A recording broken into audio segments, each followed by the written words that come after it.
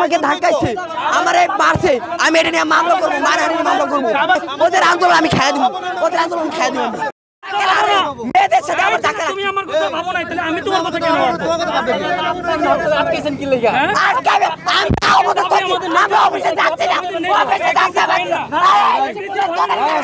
Hello ভাই, আমাদের দোকানে যেতে পারবো না, আমাদের দোকানে যেতে পারবো না। আরে তোমাদের জন্য আমাদের অফিস আপনারা আন্দোলন আন্দোলন করো, তোর আন্দোলন কান্দে। আমি যে কষ্টটা পাইছি, মেয়েরা আমাকে ধাক্কাইছে, আমারে মারছে, আমি এটা নিয়ে মামলা করবো, মানহানির মামলা করবো। আমি এটা ঢাকা হাইকোর্ট থেকে মামলা করবো ডাইরেক্ট। কালি ওদের মামলা, ওদের আন্দোলন আমি খেয়ে দিব, ওদের আন্দোলন খেয়ে দিব।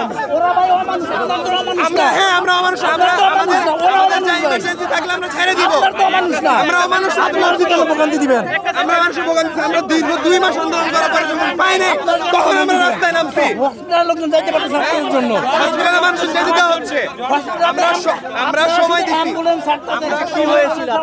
কাইন্ডলি হলো আমি বলতেছি, আমার সাথে কি হচ্ছে, আমি রোড দিয়ে আসতেছি। না না না, আমি না না না, আমাকে বলো।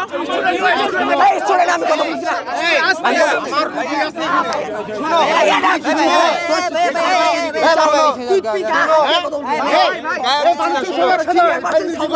আমাদের রুগী বাইরে থেকে রুগী কোথায় রোগী?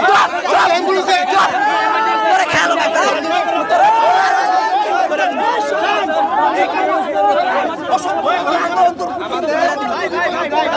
ভাই ভাই ভাই।